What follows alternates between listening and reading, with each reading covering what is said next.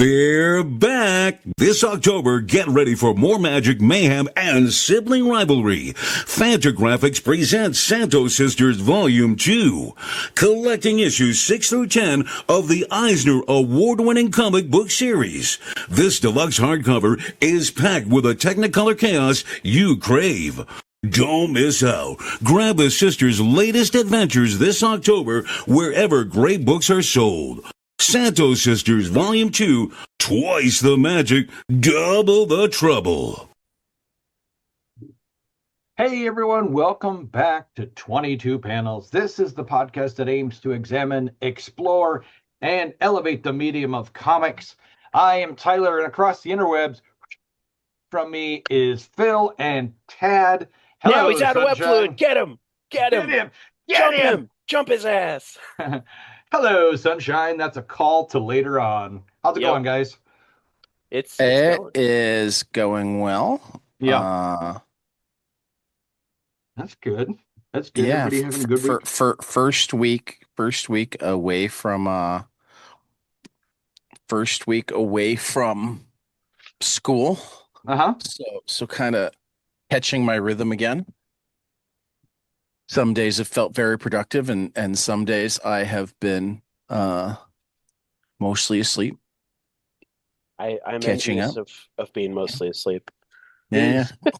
Does Kelly also have the summer off? She does, but her school year's not over yet. Oh. It's a long one. So, well, she started later than me too. Oh, that I makes start sense. at like the beginning of August, and she starts mid-late August. Yeah. Mid-late August So I is get what I expect. I get off at Memorial Day, and she gets off early June. So, yeah. That's cool. But some awesome news yesterday, and another one that like I get to pinch myself because I get to like send the text message and trade Simpsons gifts with one of the executive producers and creators of That Texas Blood, now in development at FX. That's really exciting. Was named as one of the 3 executive producers. The other 2 guys have lots of TV experience. It looks like it's finally happening. I know Chris is really excited. So yeah, that was a very cool piece of news. As was Dark Horse Comics unionizing was a big deal. Oh yeah, feels like a long time coming. Feels like one of those things. It does. I mean, like, it's always interesting to make unions to begin with. It's that much more interesting when you're a small staff, and I don't think Dark Horse has a huge staff. It was very funny hearing them phrased as the 3rd largest comic publisher in the U.S. And it's like, oh, that's a big drop off, though. It's a big drop off from 2 to 3. Right. Do you guys think Dark Horse is bigger than Image? Well, that was kind of my question. I guess it might be how you figure it. Yeah, I think it depends a lot on whether or not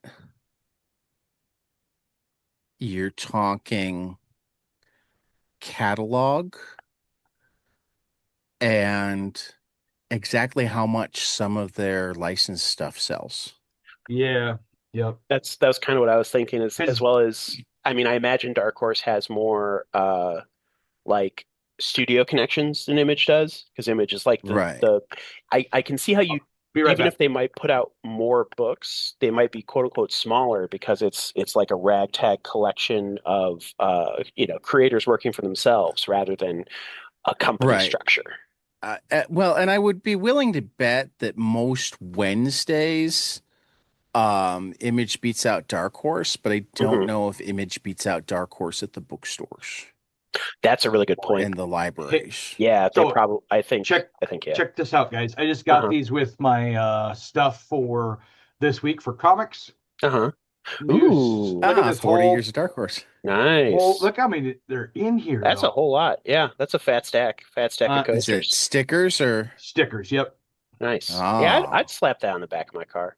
Yeah, I would totally slap it on something. I don't know if it'd be in my car, but yeah. I'm running out of room on my laptop, but I put lots of stickers on like comic boxes. Oh yeah, that'd be a good one. So I'm certain that I could find a place for it. What kind of week has it been? I've actually I mean, this is the week that Ken Paxton officially became the nominee in Texas, but I kind of expected that. See, primary Ted Cruz? No, he primaried John Cornyn. Oh, okay. But he's also like, I mean, to get to two things. First, to give you an idea of like John Cornyn, even though he's made it clear that he's voting Republican and whatnot, rather than giving an actual like endorsement of Paxton, and nobody's quite sure, I think, whether he was talking specifically of Paxton or Trump, but he did read on social media that the parable of the fox and the scorpion, the frog and the scorpion, yeah, riding across the river, right. Apropos of, I mean, because they were in a runoff. John Cornyn was don't get me wrong, John Cornyn, horrible human being, and still somehow better than Ken Paxton.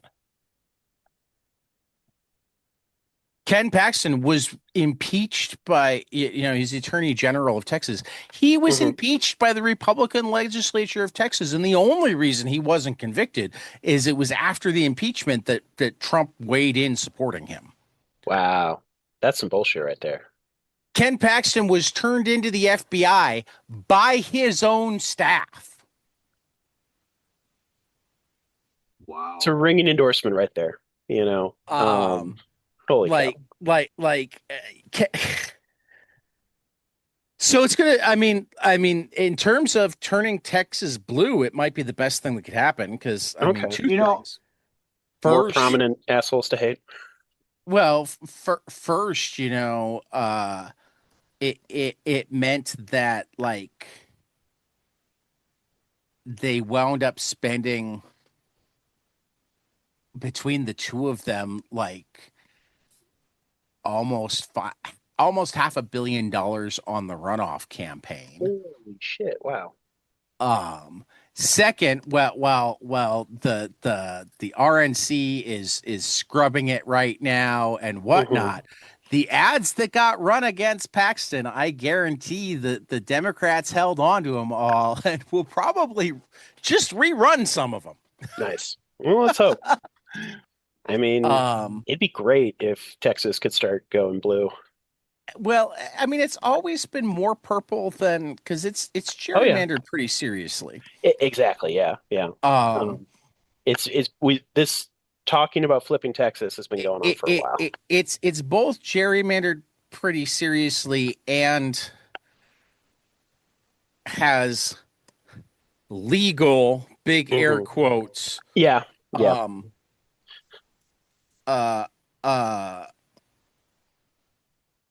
It's the word I'm looking for. Legal voter suppression at a very high level. I see. Yeah, that doesn't surprise me too much. But Tallarico's I think 8th generation Texan and Christian, actually knows his Bible, speaks well, etc. And they're already having to pull out. Human being. Yeah, they're already having to pull out like lies about him being a vegan. That guy. Yes, they were like, he's a secret vegan, and I'm thinking, no, they don't say he's a secret vegan. They just say he's a vegan, and he's sitting there going, "I love barbecue." And then wasn't that over a picture of him eating a piece of meat? Like, that's ridiculous. I don't even know. Yeah. I just don't understand why that would be an insult. Like, who the fuck cares? You haven't met enough vegans, but in totally Trump fashion, you know. I mean, we figured out things about Trump, like it's because people seek asylum in the United States that he thinks that all of the prisons and mental institutions are being emptied in foreign nations. Shit. He thinks that's why he says that we're getting all the mental people, because he heard the word asylum and he misunderstood. So I feel like the cognitive testing really should have been more robust before he was let into office. Let's see if you guys can draw the lines here. Okay. Trump is the one that first said that Tallarico believed he had 6 genders. Okay. Okay. That's 6 weird. Gender. I mean,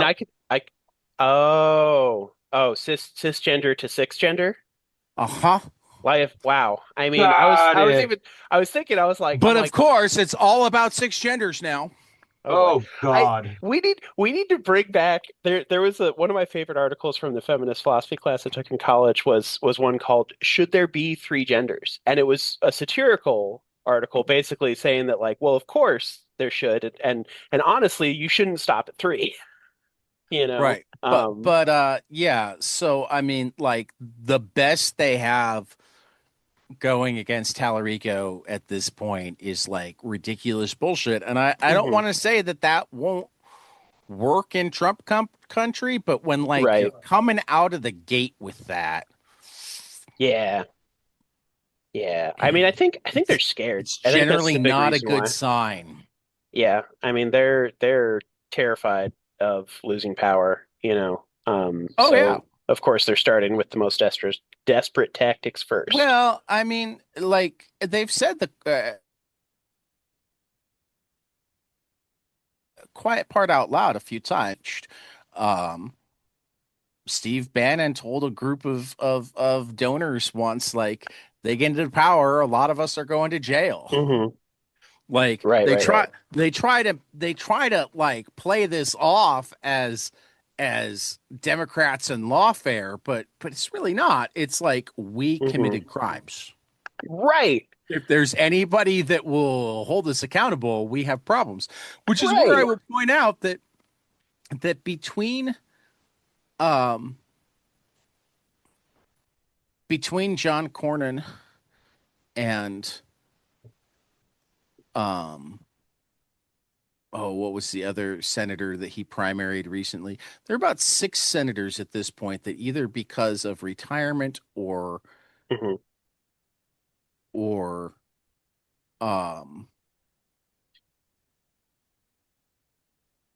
political pressure or aren't really in his camp.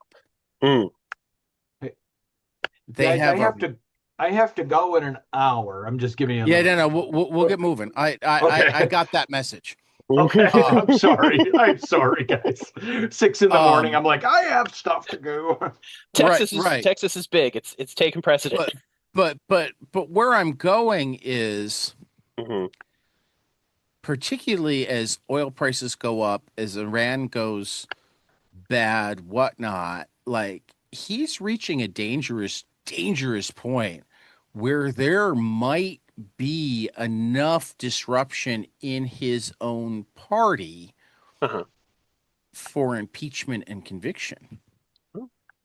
Don't threaten me with a good time. I mean, I want to say that like party leadership could, probably has enough control to prevent it, But if they get plowed in the midterms,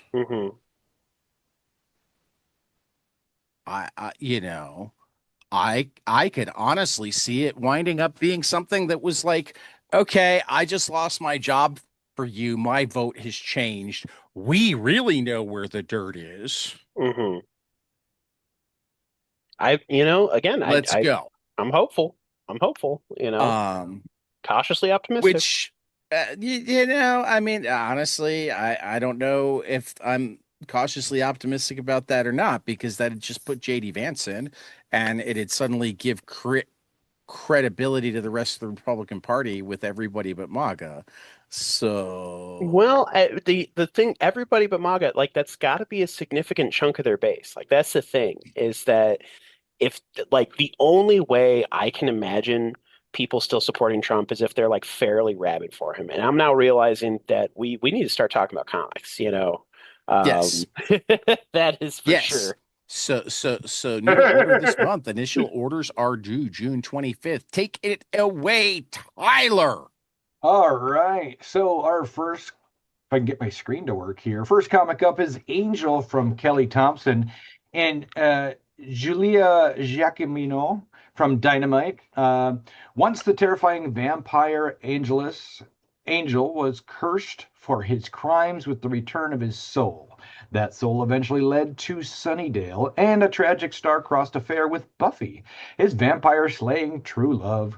Once the tragedy had run its course, Angel built himself a new life in Los Angeles as a supernatural detective helping the helpless. But these things don't always go according to plan, and sometimes you do have to go home again. This is that story. Dun, dun, dun. Did you announce it and give FOCs and whatnot? Oh my goodness. FOC, final order cutoff, July 27th, will be in shops August 19th. From Dynamite. I did. Yeah, Kelly I did. Thompson I did. All of that I did at the top. Okay. Just not the final order cutoff. Mark Waid and Chris Samney return with Batman and Robin Year One dynamic duos from DC Comics. Batman and Robin are back in action. The Dark Knight and the Boy Wonder have been hard at work cleaning up the streets of Gotham City, and their partnership has only gotten tighter. But when a gang of street kids starts causing mischief, Batman and Robin will need to get to the bottom of where these kids came from and who is in charge. Batman and Robin Year One Dynamic Duos is final order cutoff July 20th and in stores on August 12th. Is it me again? Yep. You're blue. Okay. I am blue. I was just on the wrong screen. Okay. Bug Wars, The Coming of the War Doom from Jason Aaron, Muhammad Asrar, and Matthew Wilson from Image. The backyard battlefield heats up and it's even more brutal and bloodier than before. Returning to the savage suburban epic that feeds Honey, I Shrunk the Kids through a war grinder. Oh, that feeds Honey, I Shrunk the Kids. There you go. It's a movie. That feeds Honey. I forgot. I didn't realize that was a movie title. Okay. Returning to the savage epic that feeds Honey, I Shrunk the Kids through a war grinder. Is that better? Yep. And marinated in Conan-flavored myth and mayhem.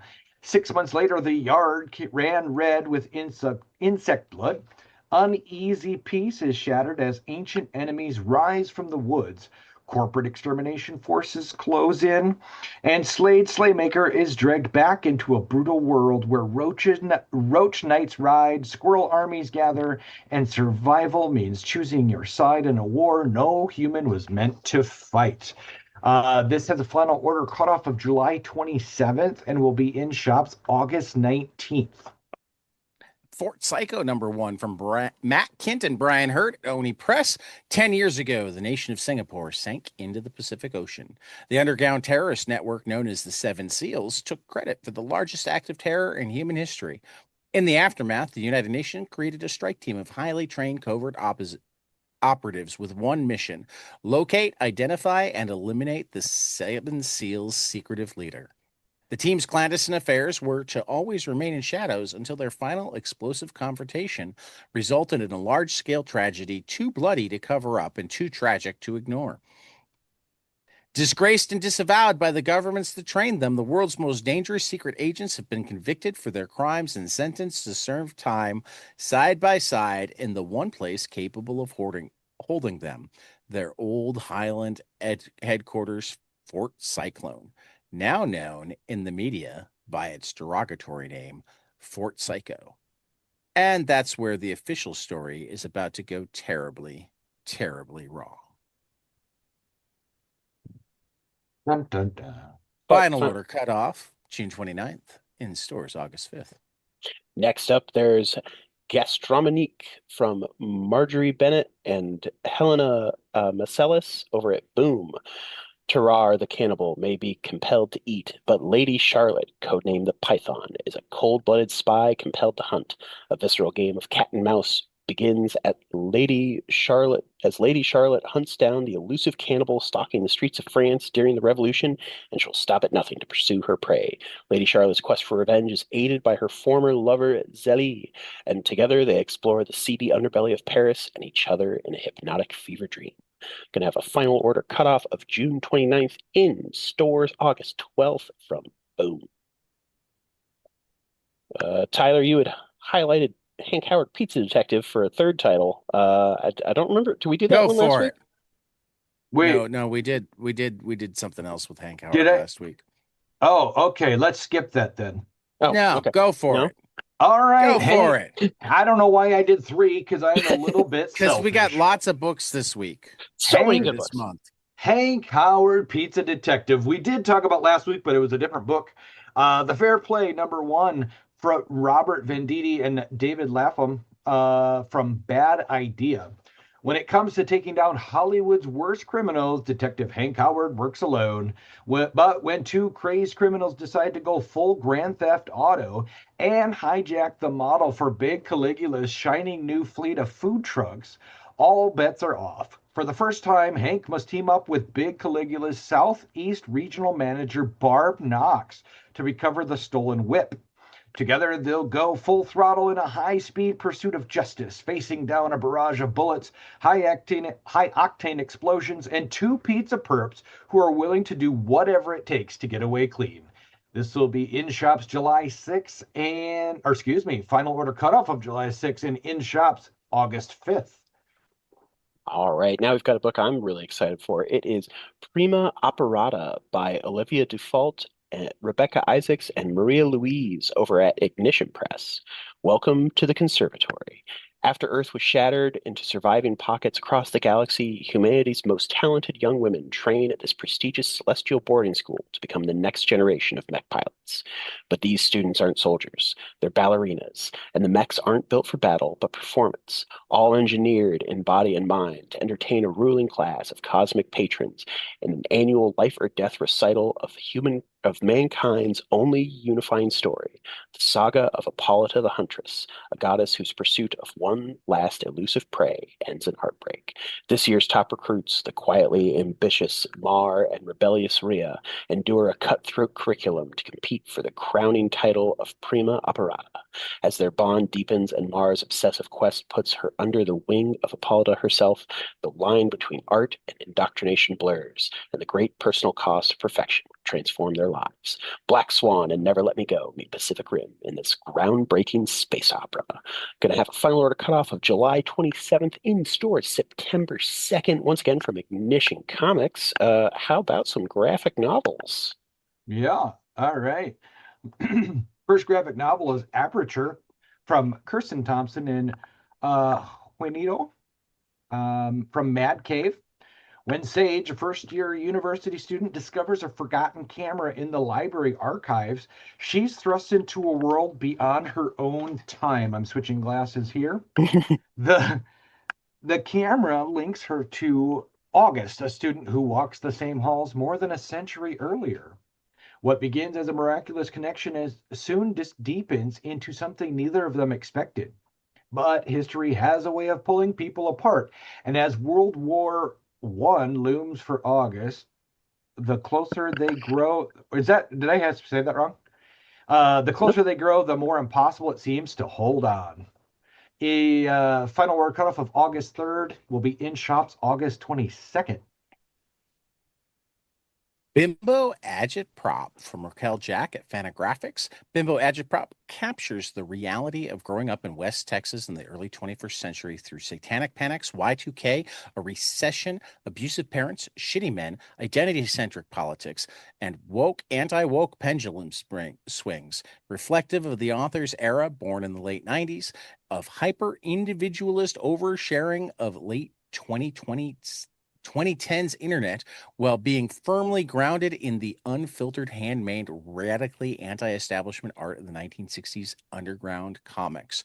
Raquel Jack keeps her wounds fresh and open to both remember the past and protect herself in the future. At turns explicit, hilarious, profane, and defiant, Bimbo Agitprop is both an act of self-preservation and a call to arms.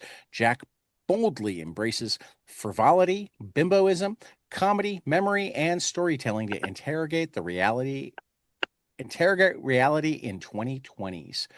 Ping-ponging among relationships, psychedelic trips, good sex, bad sex, romance, and trauma, her dense, obsessive pages read like a manifesto announcing the arrival of a remarkable new voice in comics. This is from Fantagraphics. Final order cutoff is July 6th, in stores on August 5th. All right. Also coming from Fantagraphics, there is Grifters, Floaters, and Punks, a reimagined field guide for the 50 state birds by Keith Bendis. In the mid-1800s, self-made naturalist and outdoorsman John James Audubon began work on his collection of 435 watercolor plates that would become the standard-setting birds of America.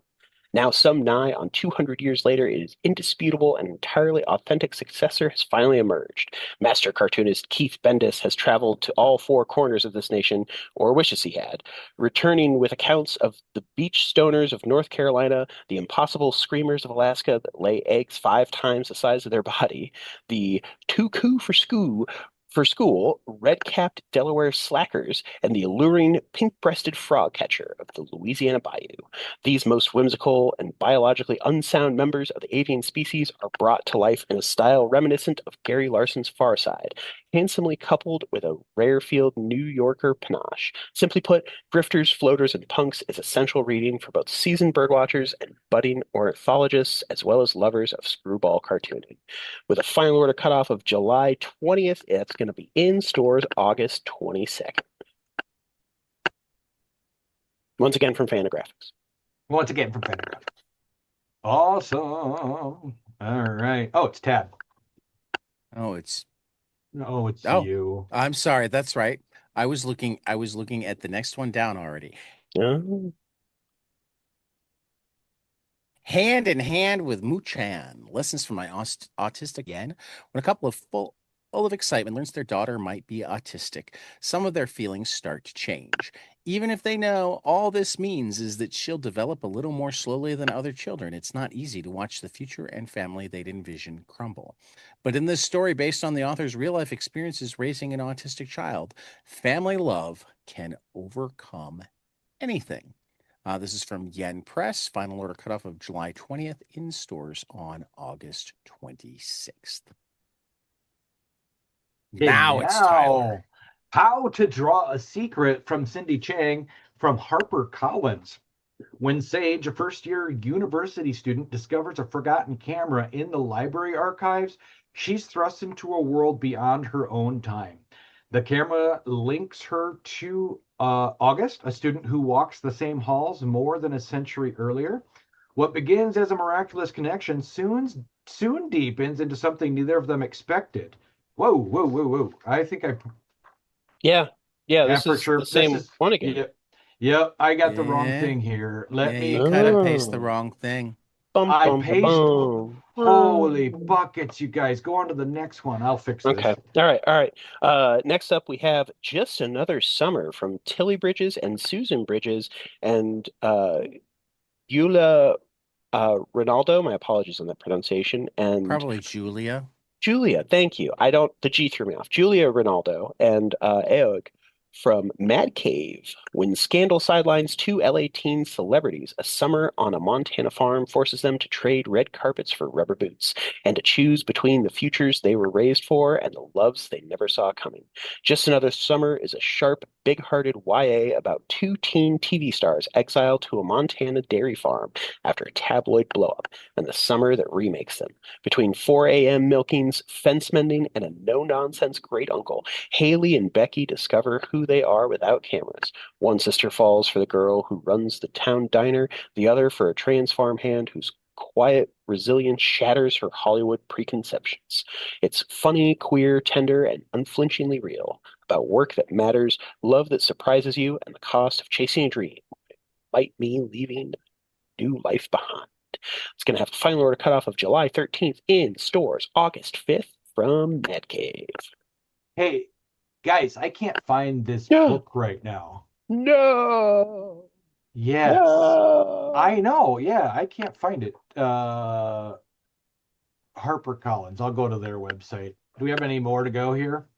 Collections, I guess. HarperCollins.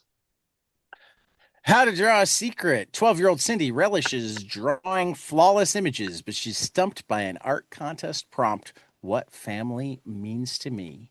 No one at school can know that Cindy's dad moved back to Taiwan 4 years ago. So Cindy sketches out the perfect plan to draw the perfect picture while keeping her parents' separation secret.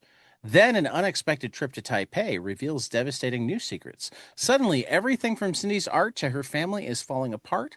With her dream of perfection in tatters, Cindy must figure out how to draw from her heart and share her secrets. But can she really reveal the truth, messy lines and all?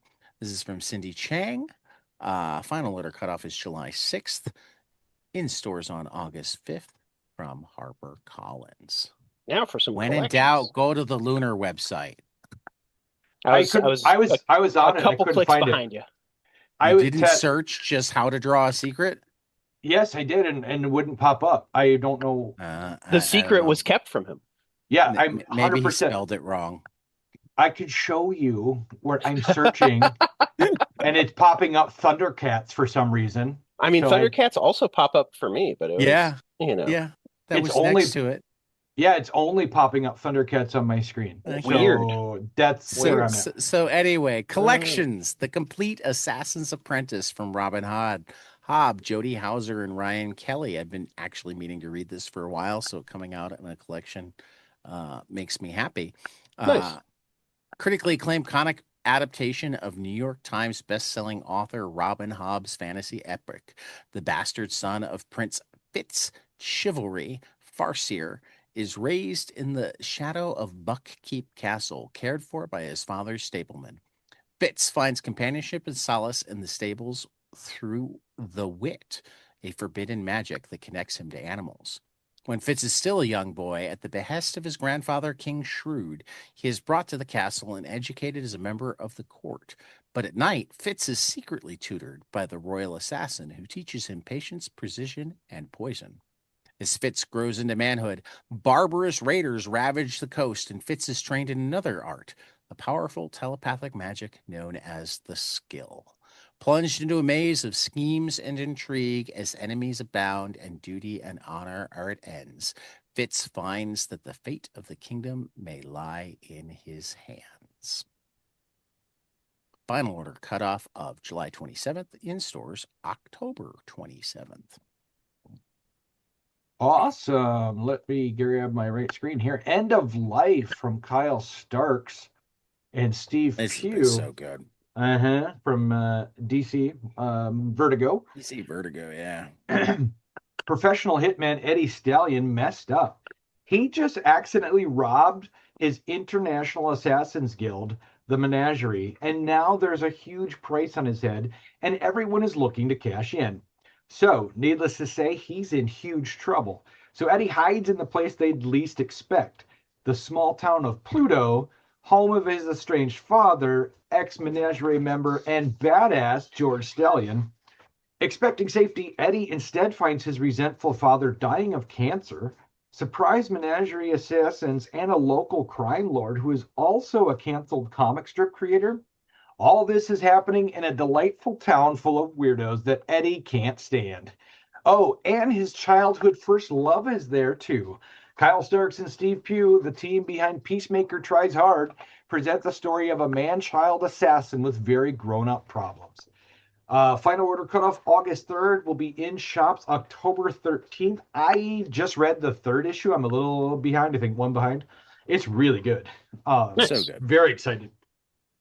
All right. The Thing on the Doorstep by Simon Burks, Willie Roberts, and Rob Jones from Image.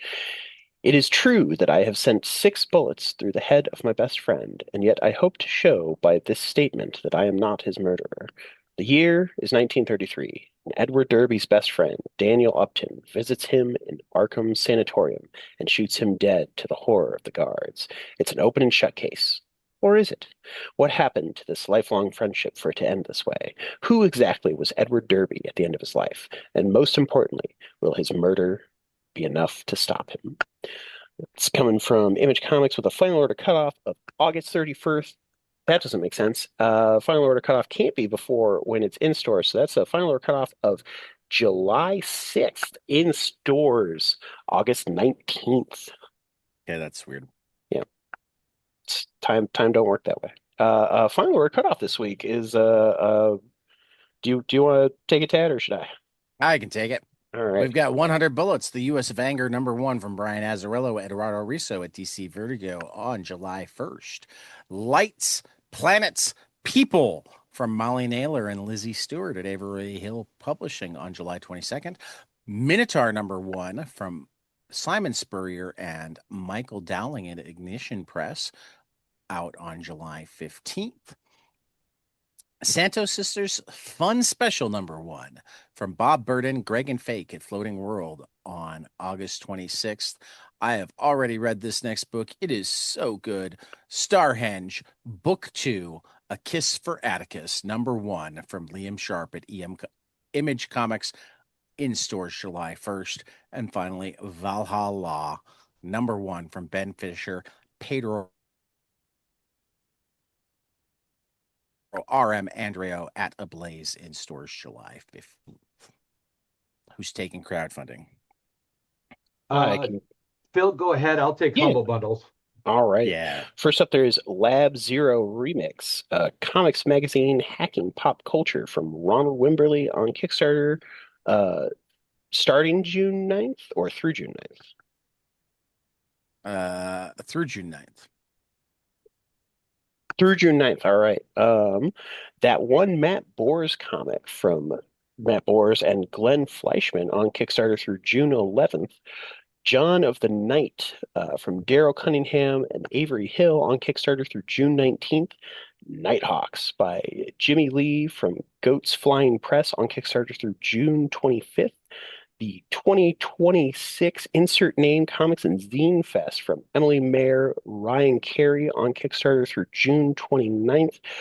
Sunday, August 30th from noon to 6 p.m. That is a convention at Oddmart, 2520 Lindale Avenue, South Minneapolis. Next, there's Stellar Remnant #2 from Damon George Hampton on Kickstarter through July 15th. The Forgotten Divine by Mark Russell and Russ Braun and Ahoy on Kickstarter, launching soon. Tezuka, God of Manga, a documentary from Jason Cohn on Kickstarter, also launching soon, as well as Scar Tissue Bargains from Stephen Fox on Kickstarter, launching soon as well. So there's a few previews. I believe those are pre-hyped because Tad was able to interview and talk to those creators. Wait. Pre-hype them when we talk to them ahead of time. Yes. I have not talked to Emily Mayer and Ryan Carey about this year's. Okay. And I haven't talked to Daryl Cunningham or Jimmy Lee. Okay. So three more on the books we need. Right. Next up, we got Humble Bundles. Tyler? All right. Infinite Dread. I'm really excited about this one. Horror comics from Oni Press. We talked about this last week a little bit. For $18, you get 23 items, which include Cemetery Kids Don't Die, Dwellings, and Meat Eaters. Funds from this go to Book Industry Charitable Foundation, and that is going for about another 7 days. June 6th is the cutoff, so get on that. Hot Mess Express is a big bundle of misfit heroes and hilarious hijinks from Image Comics. $18 gets you 49 items. That is a huge deal, you guys. 8 billion genies. God hates astronauts. I hate fairyland. Monkey meat, shirtless bear fighter, and snot girl, all included. Book Industry Charitable Foundation is who that is going to, and that is June 9th. So got about 10 days for that one. And then Kodansha presents BL, Yuri and more Ichijinsha. Is that how you pronounce it? Ichijinsha? From Ichijinsha. Yeah. Which is one of their... Yeah. It's one of their imprints. Oh, got it. Okay, $30 gets you 61 items, which is more than 100 volumes. So, wow. Comic Book Legal Defense Fund is who's getting the proceeds from that, and you have until June 19th, so about 20 days left. All right. This was a really tough week for Amazing Books. It was so good. Holy buckets. I almost went 9, but then I saw that we were on a tight schedule today, and I knew we were going to wind up babbling before now. So I'll just say exploit number 3 totally lived up to expectations, all of the above. I loved it. Laura Hudson, Tim Leong, Amelia Pina at Mad Cave. Is Ted okay? Number 4, Dave Chisholm from Mad Cave. Ooh, is this a twist? Kind of. Mm-hmm. So Ted is okay. I loved it. I don't know. Which is how 5 Gears in Reverse, a criminal book, somehow came in all the way down at 3. Ed Brubaker and Sean Phillips at Image. All of that knocking out 51, Absolute Wonder Woman, Feral, Halloween Boy, The Hab, In Your Skin, Kill All Immortals 2, Last Voyage of Sinbad, Peril of the Brutal Dark, Ezra Kane Mystery number 4 was great. Pretty Hate Machine 2 was really good. You know, everything in your honorable mentions is amazing. I have read many of those books already and very excited about specifically. I didn't write them down yet, but Florida Hippopotamus Cocaine Massacre is amazing. It is so funny. It lives up to the title then. It does. Phil, is there a walk you want to go on? Yeah, take a walk, Phil. Sure. Yeah, I'm walking here. Yeah, sure. You know, I was the plank. The plank. He's walking to first. Okay. Yeah. Okay. That was the only way I could get. Show some hustle. Come on. Was by getting walked or hit by the ball. That was how I took my base. You and me both, man. I loved sports. Wait a minute. No, I didn't. No.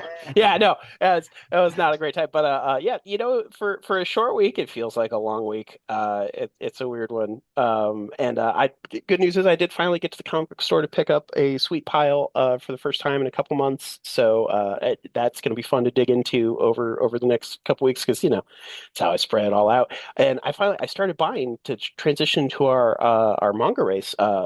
For the first one in a while, I've started buying Tower Dungeon instead of getting it from the library. That's how much I've been enjoying it. So I was able to sneak in a chapter reading it during the preamble before we were on air. So I've read 16 chapters of Tower Dungeon. They're long chapters, I swear.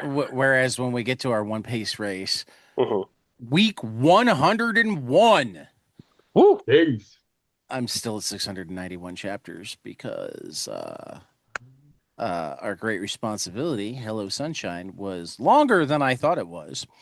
Not in a bad way, but in a time planning way. Yes. Not so good for managing to also squeeze in some One Piece, particularly because I didn't get to any of it until last night. Yeah. When you asked me the other day about the drawing, I think it was yesterday maybe. Right. You interrupted my reading time because I also didn't know that it was the reading was so long. I was like, oh shit. It's funny because it doesn't feel like that big a book. It doesn't, but it's a big book. It's a thick one. Oh, I think if I'd had a physical copy, I would have been more aware that I needed to start it earlier. Yeah. But I was reading digitally, and I didn't look at my page counts until the end of chapter 1, 90 pages in. Yeah. Do you guys like the Scooby-Doo kind of formula for this? Oh yeah, I thought it was. Is it fun? I thought it was really good. It was. It was absolutely fun. I loved how much the book just felt like a group of friends hanging out. Maybe it's because I didn't watch enough Scooby-Doo, but I thought more Afternoon Special. Did you? Yeah. Afternoon Special. Is that a? Do you just mean like general afternoon specials? No, it was an 80s thing that they did. Okay, let me look this up.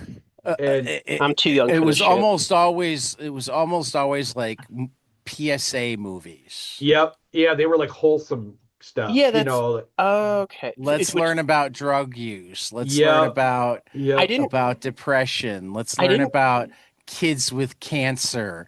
I didn't realize that was like a name of a show. I thought that it was just like a concept of like, oh yeah, it's an afternoon special, like something you want, like and it wasn't like the name of a show specifically. It was the block of time. It was the block of time.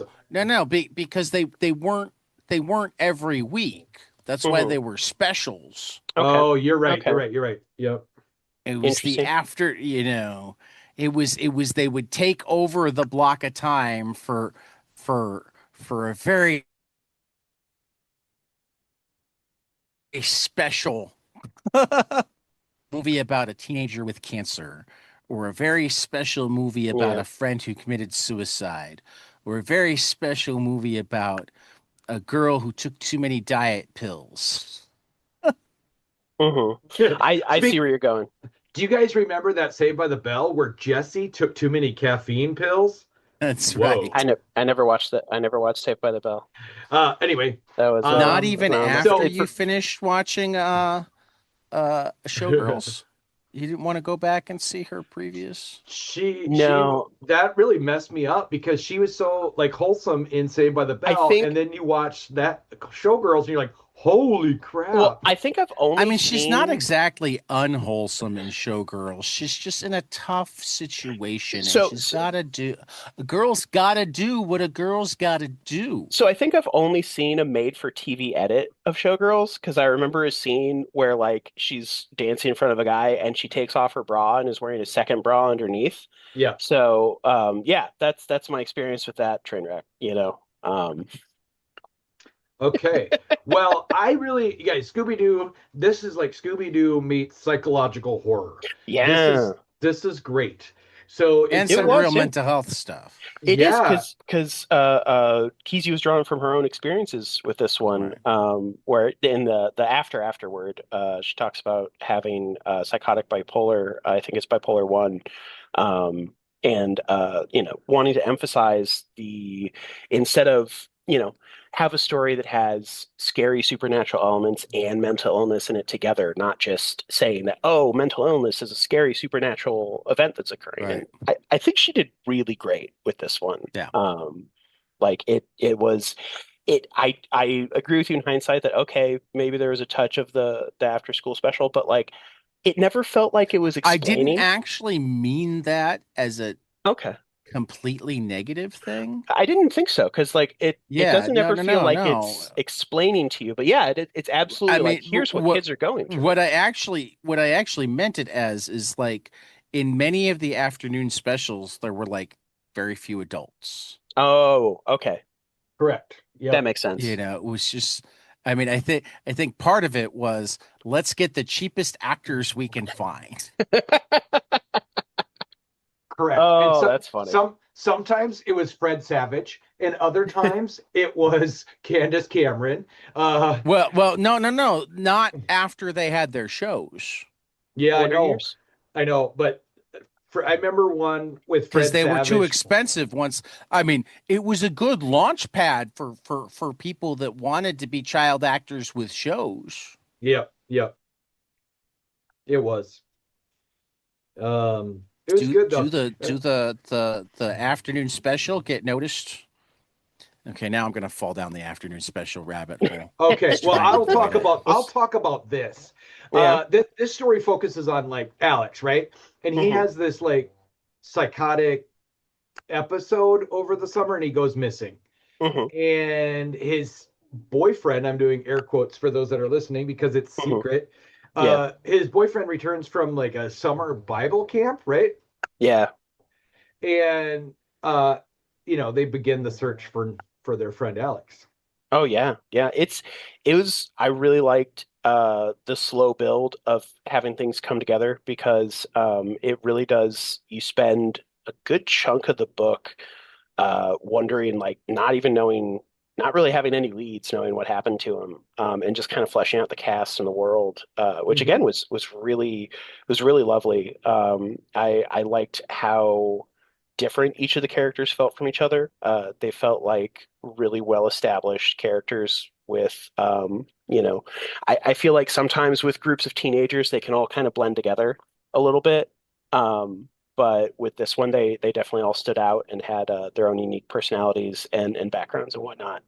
And I liked how there was the shifting chapter focuses, with the changing narration throughout. Because I think that really helped keep any one kid from stealing the show. And ultimately the focus really does fall back on Alex. It really feels like you get an all encompassing story that way, because when you shift, like you said, shift focus, it does. I like that in stories. It helps me stay engaged and not too bored. Yes. What I like about this is like comic books have a kind of a not great track record when mental illness. Yeah. Usually it's like the crazy villains, Oh, absolutely. And this really flips this entirely. Absolutely, yeah. Kesey did a great job, right? Speaking about her own experiences with bipolar and then using the supernatural, I think is a great metaphor, right? For psychosis and mania that people go through without taking away the character by saying that they're just a mental illness. That's not their personality, Yeah. So one of the only other pieces of media I could think to compare to this is the TV show Legion. Because that's another example where, I mean, admittedly, it's a bit different because they kind of go back and forth, and it doesn't handle the mental illness aspect quite as well as Hello Sunshine does. But that's also because I feel like this is one of the best representations and depictions of like psychosis, someone going through a psychotic break that I've ever seen. But in Legion, they do he's a guy who starts out, he has a mental illness, and then it turns out, oh no, you have superpowers, and then they realize, no, you have a mental illness and superpowers. But it's definitely still more fantastical than Hello Sunshine. And I think that was a really important distinction because, like, I don't know about you guys, but like this is probably the first graphic novel that some of the spooky scenes actually were getting me a little bit scared. Like some of the page turns, her drawings of the demons. Well, not only that, but like if you think about like the lettering was getting more claustrophobic as it went along to represent like the hallucinations that Alex was experiencing, the auditory stuff. Yeah. They're getting more and more, I don't know what the word is, packed together. It was really interesting. It was, yeah. I think her lettering was really good and worked super well for that part. Because like it was funny, it was one of those things where like early on in the chapters, I was like, there were a couple lettering choices. I was like, okay, all right, like balloon placement things. But then by that segment, I was fully engrossed. I feel like because this is a book. I don't know. I don't know about you guys. I follow Kesey on Blue Sky, and so I'd been seeing her post process about this book for a couple of years, seeing it come together. So I was really happy and excited to finally get to read it all the way through. And it felt like getting to know the characters beforehand was really great. Like I know I keep coming back to that, but yeah, it was really, I felt like it was really strong. And I think she's I don't know what the status of it is yet, but she's talked about a possible sequel to this one. Yeah. I really hope sees the light of day eventually. I just really love. I don't know if you've ever seen. Did either of you read the physical format of it? I Yeah, haven't either. I have not. yeah. But is there painted edges on the books that get darker as the Yes. story goes along? Okay. You can see, I mean, how there's a stripe about two-thirds, three-quarters of the way through, and I showed my wife while I was reading. I was like, "Oh, I bet that's a scary part." And that was when Alex was go. It's actually interesting that the gutters for the book through most of it are white. Correct. And then as you get to the details of Alex going into psychosis, the edges start slowly darkening into like a dirty gray, and then they eventually get to like a heavy black. So yeah, Yeah. that was probably the most you know, distorted and warped part of the book for And sure. then I love stuff like that where they're using different aspects of just the physical making of the book to add to that. Yeah. And so even the color palette, right? These very Hmm. vibrant retro colors to, set the mood, joyful kind of moments or, warm colors, bright light. And then during the paranormal stuff, Hmm. really, really heavy blacks and shadows. Oh yeah, her style is really great like that in that it can switch from like a tender, emotional, happy-go-lucky moment to then like dark and spooky at the turn of a page. It's really wonderful. Hmm. Yeah. And I also love there's so like it's also one of those where I want to specifically say that like Keezy's a really great comic artist because there were Hmm. so many moments of like panel progressions that I thought were super smooth. Oh God, Yeah. so good. Super good. Page compositions Page, were yeah. always wonderful.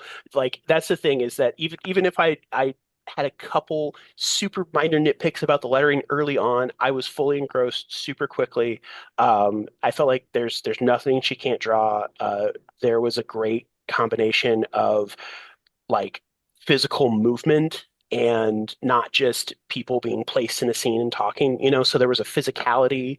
The spatial awareness was great. It felt like everyone was in rooms. Sometimes that can feel like kind of blown out. So yeah, everything about this was, top to notch, incredible graphic novel. It's one of those where I hope there's like a slightly larger trimmed hardcover out there because the version I got is like paperback. It's a little bit bigger than manga, but it's closer to manga size. Comparing it to the volume of Tower Dungeon I have, it's like just a little bit taller. But it is closer to that manga size than the standard comic book trim. But her art's so wonderful. I would love to see this just a little bit larger too. It's one of those books. If you can find us, like if there is, I don't know if the hardcover is bigger, but if it is, definitely go for the hardcover of this. Awesome. All right. Anything else, guys, on We're gonna have Hello to go through. Sunshine? We're gonna have to go through some of the results of my, and I haven't finished my Afternoon special afternoon deep dive. special rabbit hole, Yeah. but Is that what you were but doing while we were talking? yeah, but we're just gonna like talk about some people involved and give quick descriptions of the Just episodes that we're dip involved our in. toe into it. Uh, Yeah. Bo Bridges uh directed an episode called "Don't Touch." Don't talk. A teenager Don't babysitting a young touch. girl discovers that she's molested by a family friend when harrowing memories of her own past molestation by her uncle come to the surface. Jeez. Uh, Yeah, this does not sound like a fun time. Stephen Gyllenhaal, Jake and Maggie's father, directed What Are Friends For? Really? Two 12-year-old girls going through a divorce make a pact never to divorce their friendship. Oh, I thought 12 was a little early for divorce. Jodie Foster was actually in 3 of them. Damn. Alexander, the story of a retired clown and his undying love for children. Oh God. Rookie of the Year. An 11-year-old girl encounters opposition as when she joins her brother's Little League baseball team, which happens to be all male. It's a fun one. So, Yeah. relevant to today's world. The Secret Life of T.K. Deering, a 12-year-old girl, invites her grandfather to join her secret club. So it sounds like she got some of the more wholesome ones. Rob Lowe was in a couple of them. Schoolboy father, high school senior, discovers his summer girlfriend has given birth to his child and decides to fight for custody. Wow. That's a matter of time.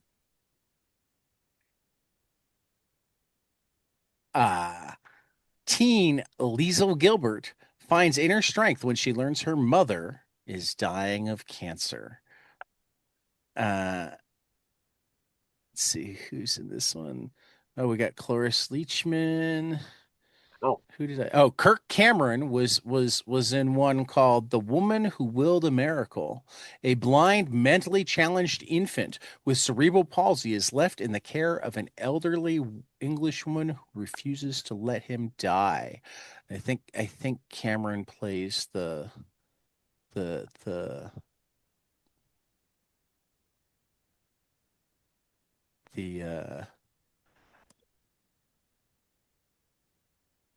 blind cerebral palsy. And Cloris Leachman plays the elderly English one. Who's our fun one? This is another Kirk Cameron one. Andrea's Story, a hitchhiking tragedy. A teenage girl is traumatized after being assaulted by a stranger from whom she hitched a ride. Sarah Jessica Parker was in the Almost Royal Family.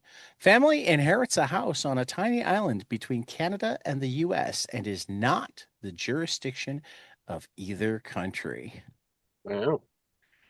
That seems like way off topic compared to the rest. Like something maybe kind of nice happens to you compared to like everything else. Holy shit. Okay, we got a double whammy in this one. Michelle Pfeiffer and Val Kilmer star in One Too Many. 4 high school friends find their lives changed forever when one of the friends drives drunk with devastating results. No. Driving drunk? I know. Just don't do it. Not Tomei. Marissa Tomei in Supermom's Daughter, career-driven mother and her daughter don't see eye to eye when it comes to the daughter's future plans. Marissa Tomei was probably the daughter at that point. Yeah, probably. Yeah. That's just the ones that I've. Whoopi Goldberg hosted a number of them. Wow. It looks like Freddie Prinze Jr. was in one.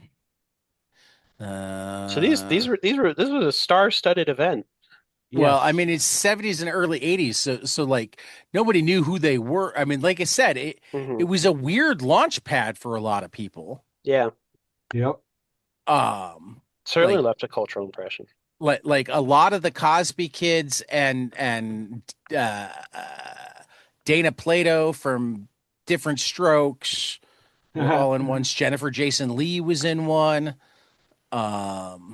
River Phoenix. Let's see what River Phoenix was in. I feel like a River Phoenix one has got to be great. Of course, Backwards, the Riddle of Dyslexia.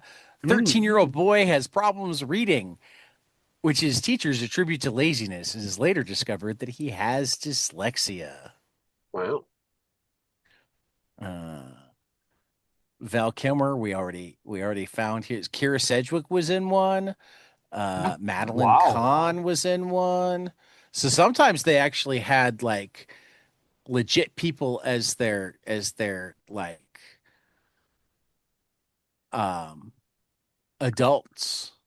Well, I mean, I'd have to imagine Cloris Leachman was known by then, you know. Right. Bonnie Raitt played herself in one. Wait a minute, we got to check this one out. Jessica Alba in 1996. That's pretty recent. Too soon for Jeff. A high school senior finds his future plans turns upside down when his girlfriend tells him she is pregnant.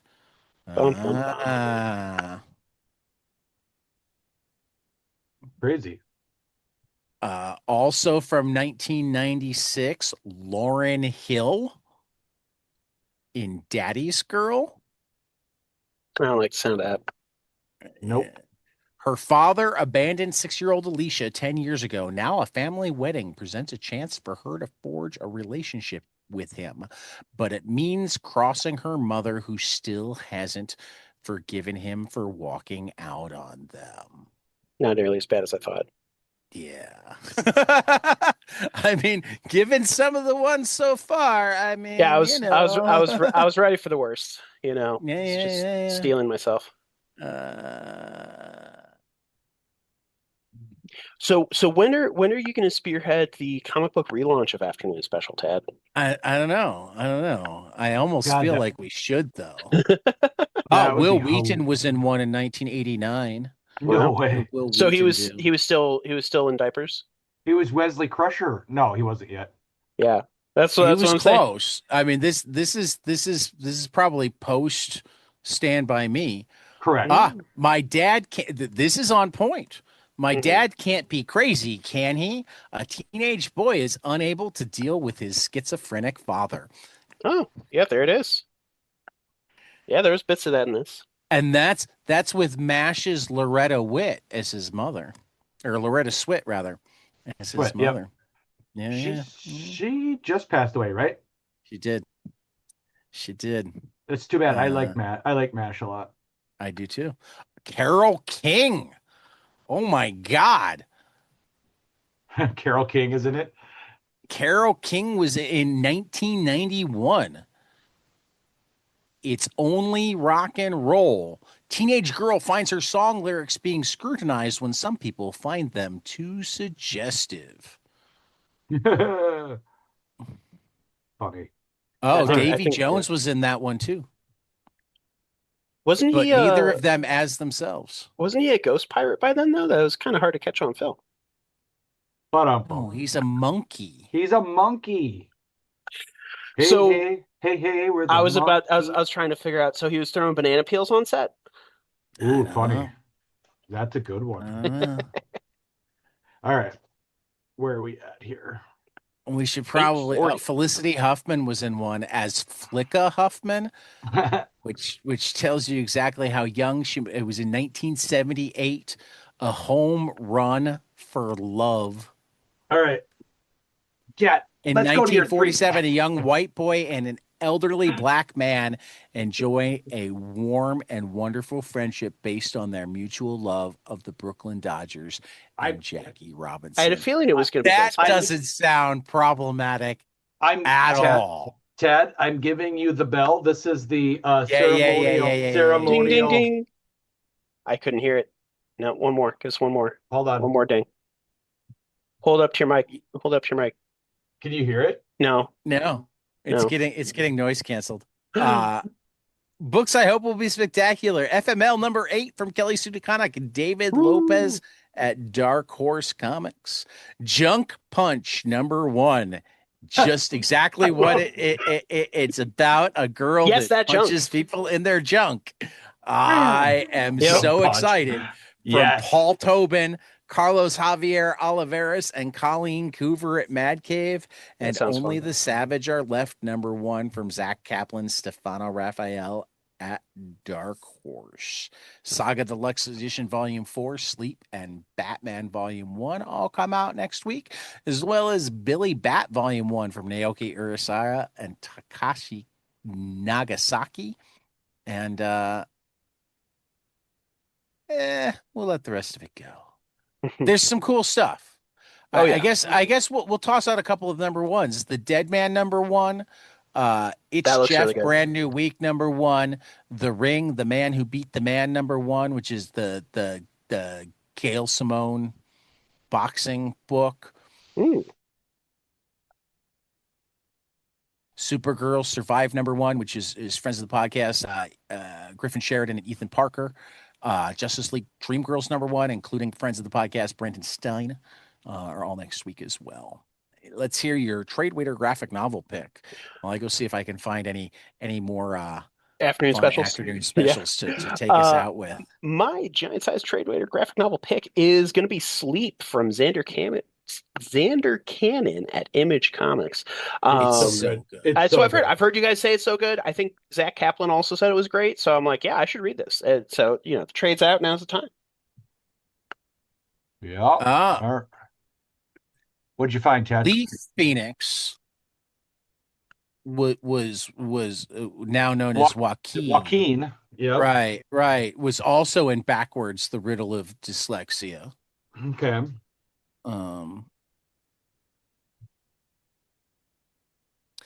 I mean, like the problem is there's just Joey Travolta was in one. I wonder if that means I'll find John further down the list. You might. Ed Begley Jr. Ed Begley Jr. I need to see Ed Begley Sr. Ed Begley Sr. or bust. All right. I'm going to take us out, guys, because I need to go to a meeting. So meeting. Big business. Hey, it's not a big business. It's a small business, but I still need to be there. It's a big little business. As the face of our store, yeah. Mm-hmm. Okay, so thanks for listening, everybody, and we will catch you guys after the next page. Later. Or we could watch Frank Whaley in Seasonal Differences. The separation of church and state is examined when a Christmas nativity scene Why am I worried? Displayed at a high school. Why am I worried about how Afternoon Special is going to rule on the separation of church and state? Sparks debate and protest from the student body. I already took